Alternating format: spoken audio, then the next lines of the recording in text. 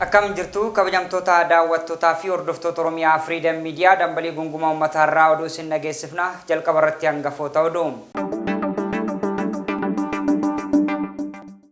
Waraanni bilisummaa Oromoo WBOn mootummaa waliin marii gaggeessaa hin jiru jedhe ammallee mariidhaaf qophii ta'uu ibsee jira. Sagantaa beekamtii yuubootaaf kennu USA Minnesotaatti gaggeeffame. Hojjettoota mootummaa mindaa gadaanaa argataniif daballiin parsantii 300 taasifameefii jira. Oromiyaatti namoonni miliyoona 2 ol dhibee busaan qabamuun ibsame. Oduu kennaa ibaatiin Ameerikaan waraanni Suudaan mariidhaan akka furamu yaalii taasistuu akka itti fuftu ibsite. Ameerikaan haleellaa Iraanii fi michoonni Israa'el irratti haggaaman irraa qolachuudhaaf jecha dirooniiwwanii fi jeettiiwwan waraana dabalataa gara baha giddu galeessaatti akka bobbaastu Pentaagoon beeksisee jira. Oduu isin dhageessisuun kan isin wajjin turan Jibriil Muhammadii amma oduu bal'inaan. Waraanni bilisummaa Oromoo WBOn mootummaa waliin marii gaggeessaa hin jiru jedhe ammallee mariidhaaf qophii ta'uu ibsee jira. Waraanni bilisummaa Oromoo WBOn yeroo ammaa kana mootummaan Itoophiyaa waliin marii gaggeessaa akka hin jirre ibsee mootummaan Itoophiyaa fi waraana bilisummaa Oromoo gidduu haasaan deemaa jiru homtuu hin jiru jedhee jira. Dabalataa gabaasa kana boriifaan akka itti aanutti isiniif dhiyeessa. Waraanni bilisummaa Oromoo WBOn yeroo ammaa kana mootummaa Itoophiyaa waliin marii gaggeessaa akka hin jirre ibse. Mootummaan Itoophiyaa fi WBO gidduu haasaan deemaa jiru homtuu hin jiru jedhe. Ministeerri muummee Abiy Ahmed riiformii imaammata dinagdee biyyattii torbee kana hojiirra oolchuu eegaltee ilaalchisee ibsa tibbana laataniin mootummaan hidhattoota Oromiyaa fi Amaaraa keessa socho'an waliin itti fufiinsaan marii gaggeessaa jiraachuu dubbatanii turani. Marii mootummaan hidhattoota Faannoo fi waraana bilisummaa Oromoo WBO kan isaan shanee jedhanii waaman waliin taasisan irratti rakkoo kan ta'e gareewwan hidhattoota maqaa tokkoon socho'an gidduu tokkummaan jiraachuu dhabu akka ta'e dubbataniiru. WBOn ibsaarra baaseen mariin ammatti gaggeeffamaa jiru akka hin jirre ibsuun haa ta'u malee mariif qophii ta'uu mirkaneessaniiru. WBOn yoomillee gaaffii uummata keenyaa osoo hin sharafiin marii rakkoo furuu danda'uuf qophiidha jedhe ibsi. WBOn ibsaarra baaseen mariin ammatti gaggeeffamaa jiru akka hin jirre ibsuun haa ta'u malee qophii ta'uu mirkaneesseera. WBOn ibsaarra baaseen mariin ammatti gaggeeffamaa jiru akka hin jirre ibsuun haa ta'u malee mariif qophii ta'uu mirkaneesseera. WBOn yoomillee gaaffii uummata keenyaa otoo hin sharafamin marii rakkoo furuu danda'uuf qophiidha jedha ibsichi. Walitti bu'iinsi waggoota 5 oliif Oromiyaa keessatti gaaga'ama guddaa geessaa jiru furuuf mariin mootummaa Itoophiyaa fi WBO gidduu marsaa lamaaf Taanzaaniyaatti gaggeeffame waliigaltee malee xumuramuun isaanii yaadatama. Sagantaa beekamtii yuubootaaf kennu USA Minnesotaatti gaggeeffame. Sagantaan kun waldaa hawaasa Oromoo idila addunyaa Global Oromo Community Associationitti kan qophaa'e yoo ta'u kaayyoon isaa namoota qabsoo Oromoo fi Oromummaadhaaf aarsaa kaffalaa turan osoo lubbuun jiran itti galateeffachuudhaas jedhani. Dabalataa isaa akka itti aanutti isiniif dhiyeessa.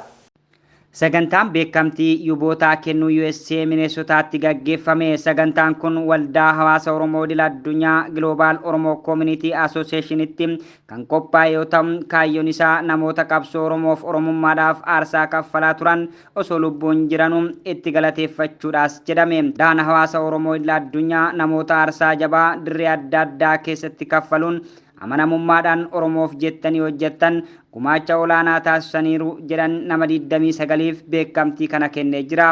Waldaichi yeroo ammaa namoota umriin gadamoojjii keessa jiran dirree irratti bobba'an keessatti Oromoof Oromummaadhaaf aarsaa kaffaluun bu'aa buusanii darbaniin jedheetiin yaaduu biyyoota garaagaraa jiran 29f beekamtii kabajaa kana kenneefii jira. Obbo Abbaa Biyyaa Roobaa, Obbo Abbabaa Dayyaas, Jeneraal Abbabaa Gabra Maariyaam, Obbo Abdul Jalil Abdallah, Obbo Abel Mitikkum, Obbo Addisuu Bayyanaa, Obbo Ahmad Sadimoo, akkasuma Obbo Araggaa Qixxaataa, Aadde Arfaasii Gammadaa, Obbo Awwaaq Gabra Sillaasee, Aadde Bassaa Shubburee, Obbo Haajii Birkaa Tufaa, Obbo Dajanee Damisee, Obbo Dhugoomsaa Damisaa, Obbo Dhugoomsaa Dhugaasaa, Obbo Dirribaa Damisee, Jeneraal Durataa Addunyaa Boruum, Sheek Hasan Maaruum, Obbo Hussein Badaasoom, Artist Ilfinesh Qannoo, Hajji Leellisoo Kaawoo, Obbo Muhammad Said,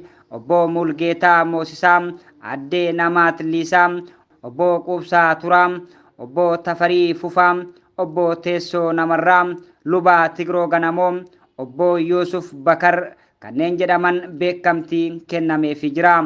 Namoota kanneeniif beekamtii kennuuf kallattii afuriin ilaaluun kan ibsan qindeessitoonni sagantaa kanaa tokkoffaa kanneen waraana qabatanii bosona seenan kanneen karaa nagaatiin qabsaa turanidha. Namoota kanneeniif beekamtii kennuuf kallattii afuriin ilaaluu kan ibsan qindeessitoonni sagantaa kanaa tokkoffaa kanneen waraana qabatanii bosona seenan, kanneen karaa nagaadhaan qabsa'an, kanneen barnootaaf aadaa irratti hojjetanii fi kanneen ummata kakaasuu fi deeggaruun irratti hojjetaa turaniin amma umrii isaanii gadamoojjii keessa jiraniin badhaasanii jiru. Akkasumas dhalattoonni har'aa jiru daandii isaanii qabatee cichoominaan akka hojjetuuf fakkeenya akka taasifamu yaadamee ta'uu qindeessitoonni sagantichaa ibsanii jiru. Sagantaan kun namoota kaayyoo tokkoof dirree adda addaa keessatti hojjetaa turan kanaan dura wal argee hin beeku, wal argisiisuudhaaf carraa humna irraas jedhee qindeessitoonni koree sagantichaa kana bara darbee namoota 40f beekamtii kennuu kan yaadachiisan namoota hojii guddaa Oromoo fi Oromiyaadhaaf hojjetan osoo lubbuun jiranuu ija isaanii fuulduratti dhaabbannee maqaa uummata Oromootiin galatoomaa jechuun akka amaleeffannuufi sagantaan kun barbaachisaa ta'uu ibsanii jiru. Koreen qindeessitoota sagantaa kana namoota beekamtiin kennamuu fi maluu hedduu isaanii jiraachuu ibsuun humna diinagdee qabnu illee namoota kanneen qofaaf filannee jiranii jiru. Sagantaan kun marsaa lammaffaadhaaf bara kana gaggeeffamuu kan ibsan bara darbe Washington DC'tti baran ammoo Minnesotaatti gaggeeffamee jira. Namoota beekamtiin kennameef kanneen seenaan isaanii bifa kitaabaatiin qophaa'ee jiraachuu ibsanii jiru. Sagantaan kun muuxannoo gaaffiif hin baratamne waan ta'eef hawaasni Oromoo waldaa kana tumsuudhaan caalatti akka hojjetuuf utubuu akka qaban dhaamanii jiru. Hojjettoota mootummaa mindaa gadaanaa argataniif dabaliin parsantii 300 taasifameefii jira. Ministeerri muummee Itoophiyaa Dr. Abiy Ahmad imaammata diinagdee haaraa hojiirra oolchuu ilaalchisuudhaan ibsaa bal'aa yeroo kennan haaromsi kun barbaachisaa waan ta'eef malee hadhaawaa jedhanii jiru. Guutuu gabaasa kanaa Xuubaa Bunee akka itti aanutti isiniif dhiyeessiti.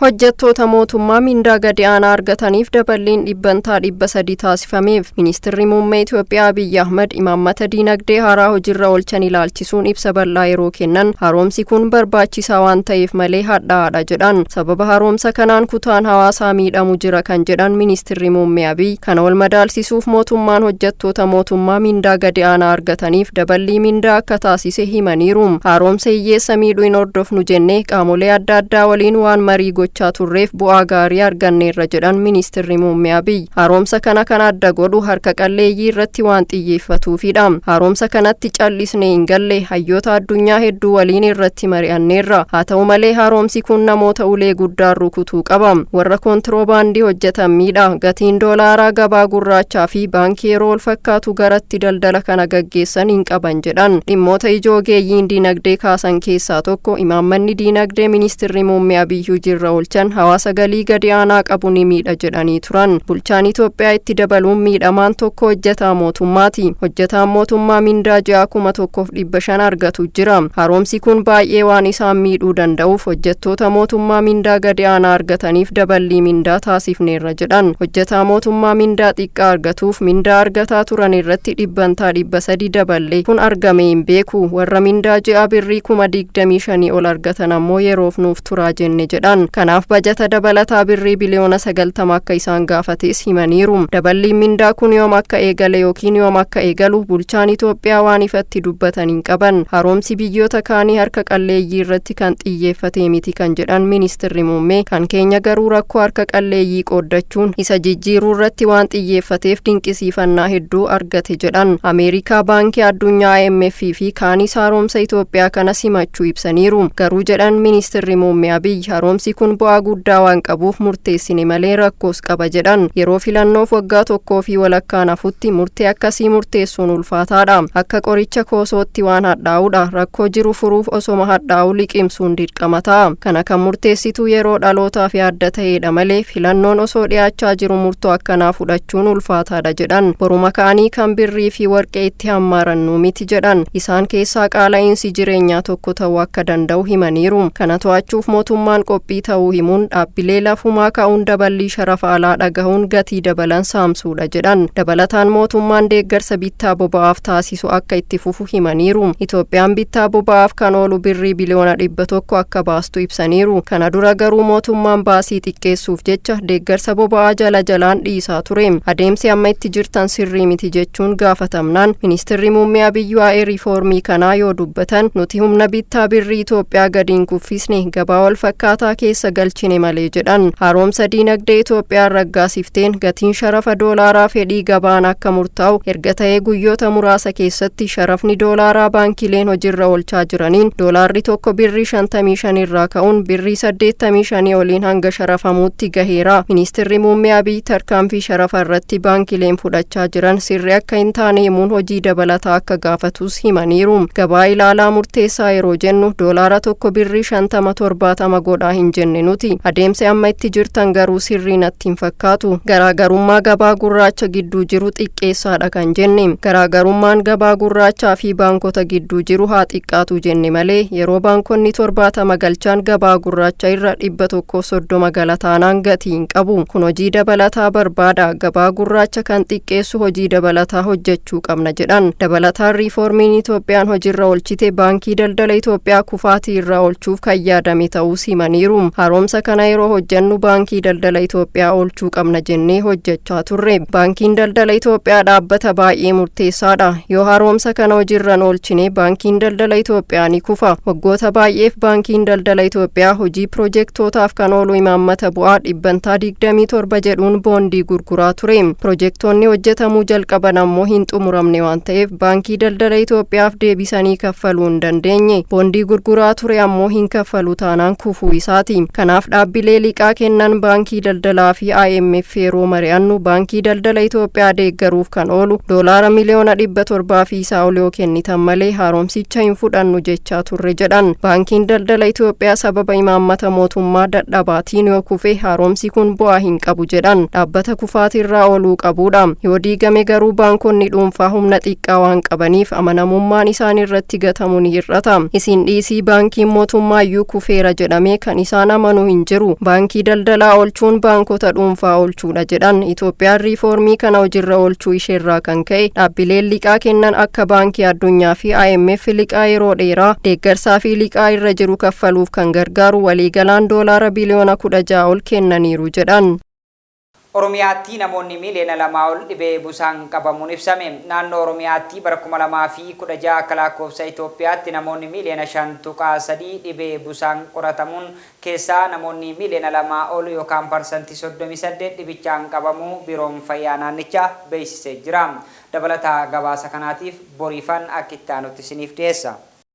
Naannoo Oromiyaatti bara 2016 akka lakkoofsa Itoophiyaatti namoonni miliyoona 5.3 dhibee busaa qorataman keessaa namoonni miliyoona 2 ol dhibichaan qabamuu biiroon fayyaa naannichaa beeksise. Biirichi hojiilee dhibee daddarboo fi daddarboo hin taane to'achuuf hojjetamaa jiru ilaalchisee ibsa miidiyaaleef kenneera. Hoogganaan ittaanaa biiroo fayyaa Oromiyaa Dr. Tasfaayee Kibabuu ibsa miidiyaaleef kennaniin dhibeen gifiraa talaalliin kan to'atamu ta'uu isaan godinaalee Oromiyaa 20 keessatti argamuu fi aanaalee 164 keessatti to'atamuu eeraniiru. Talaalliin gifiraas marsaa tokkoffaan aanaalee 19f kan kenname yoo ta'u marsaa lammaffaan ammoo aanaalee 20 keessatti kennamaa jiraachuu kaasaniiru. Weerara dhibee busaaf sababni guddaan jijjiirama qilleensaa, hanqina faayinaansii, jijjiirama gosa bookee busaa fi rakkoo namtolchee ta'uu Dr. Tasfaayeen himaniiru. Dhibicha to'achuuf keemikaalli farra bookee busaa biifamuu fi agoobarri miliyoona 12 ol waggoota 3 darbee daabsamuu ibsaniiru. Dhibicha to'achuuf keemikaala farra bookee busaa biifamuu fi agoobarri miliyoona 12 waggoota 3 darbee raabsamuun ibsaniiru. Hoogganaan biiroo fayyaa Oromiyaa Dr. Mangistuu Baqqalaan tibbana caffee Oromiyaatti dhiyaatanii gabaasa raawwii waajjira isaanii wayita dhiyeessan aanaalee Oromiyaa harki 91 dhibee busaaf saaxilamuu dubbachuun isaanii ni yaadatama. Oduu kennaa ibaatiin Ameerikaan waraanni Suudaan mariidhaan akka furamu yaalii taasistuu akka itti fuftu ibsite. Ameerikaan qaamolee wal waraanan Suudaan keessatti hirmaachaa jiran gara mariitti akka dhufan tattaaffii taasisuu cimsee itti fufa jettee jirti. Dabalataa gabaasa kana awwal kurkuraa kittaanutti isiniif dhiyeessa. Amerikaan waraanni Suudaan mariidhaan akka furamu yaalii taasiftu akka itti fuftu beeksifte. Amerikaan qaamoleen waraansa Suudaan keessatti hirmaachaa jiranii gara mariitti akka dhufan tattaaffii taasiftu cimsitee akka itti fuftus beeksifte. Suudaanitti ergamni addaa Ameerikaa Tom Perelon marii humnatan Suudaan lama gidduu Siwiizerlaand Jenevatti taasisuuf yaalame ilaalchise har'a Finfinneetti ibsa laatanii jiru. Ibsa isaaniin waraanni Suudaan keessatti deemaa jiru furmaanni jiru marii hunda hammate qofa jechuun itti dabaluudhaanis qaamoleen waraanaa jiran lamaan balbala isaanii mariidhaaf banaa akka taasisanii fi waraana akka laaffisan yaalaa akka jiranis ibsanii jiru. Haliillaa diroonii roobii darbee humna waraanaa Suudaan Jeneraal Abdul Fattah al-Burhaanii irratti raawwataniin gaddisiisachuunis kan ibsan Perelon Ameerikaan dhimmicha xiyyeeffannoon hordofaa jirti jedhani. Marii hagayya 14 Jenevatti gaggeessuuf karoorfameen waraanni deemaa jiru akka dhaabsisuuf kutaalee biyyattii hunda keessattis deeggarsi namoomaa akka qaqqabu haala mijeessa jedhanii akka eegan dubbatanii jiru. Dhimma baqattoota Suudaan Itiyoophiyaa keessatti jiranii irrattis xiyyeeffannoodhaan irratti mari'atamaa jiraachuu eeranii jiru. Amerikaan haleellaa Iraanii fi michoonni Israa'el irratti haggaaman irraa qolachuudhaaf jecha dirooniiwwanii fi jeettiiwwan waraana dabalataa gara baha giddu galeessaatti akka bobbaastu Peentaagoon beeksisee jira. Dhiyoo kana dursaan siyaasaa Hamaas Ismaa'il Haniyyaa Iraan keessatti akkasumas immoo ajajaan olaanaan garee hidhattoota Hezbollah ajjeefamuu hordofee naannichaatti muddamni dabalee jira. Guutuu gabaasa kana Xubaabunee akkitaanutti isiniif dhiyeessiti.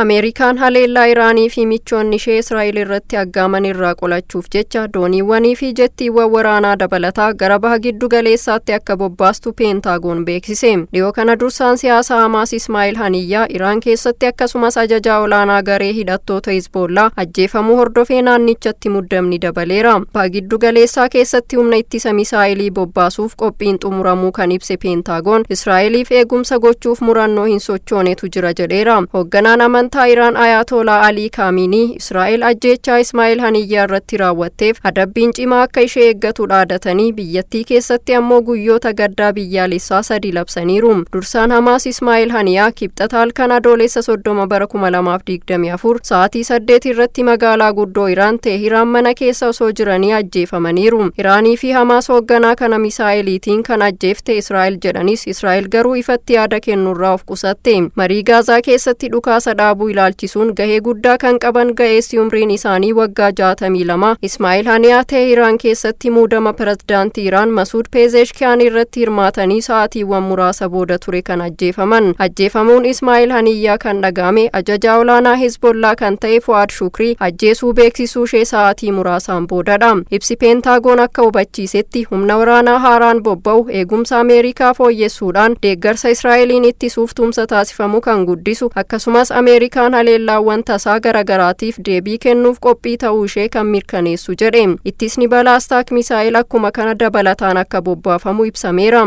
Ji'a eeblaa yeroo Iraan dirooniiwwanii fi misaa'ilotaan Israa'el irratti haleellaa gaggeessiteen durallee waraanni Ameerikaa bobbii isaa cimsee ture. Israa'elii fi michoonni ishee misaa'ilotaa fi dirooniiwwan itti dhukaafaman 300 ol fashaleessineerra jedhan. Israa'el waa'ee ajjeechaa dursa Hamaas kallattii iyyaarni kenniteen jiru. Haa ta'u malee ministeerri muummee Israa'el Benjaamin Netanyahuun biyyi isaa guyyoota darban diinota ishee irratti haleellaa hamaa qaqqabsiifte jedhan. Itti dabaluunis haleellaa Teheraan keessatti raawwatameen dura Libaanos keessatti ajajaan olaanaa Hezbollah ajjeefamuu isaa dubbataniiru. Waraanni biyyoota baha giddu galeessaa biroo hirmaachise qaxanaa kana keessatti jalqabamuu danda'a sodaan jedhu dabalaa dhufeera. Barreessaan olaanaa dhaabbata biyyoota gamtoomanii UN Antonio Guterres qaxanaa kana keessatti muddamni haala yaaddeessaa ta'een dabalaa deemuu ilaalchisee akeekkachiisaniiru. Egaa kabajamtoota daawwattootaa fi hordoftoota Oromiyaa Freedom Media dambalii gonkumaa uummatarraa oduun har'aaf qopheeffanne kanneen hangammaa turanii oduu isin dhageessuun keessi wajjin ture Jibriil Muhammadii ogummaa kaameraaf teeknikaan Umar Jamaaltuun afaana ture qophiilee OFM kanneen hafa waliin turtii gaarii.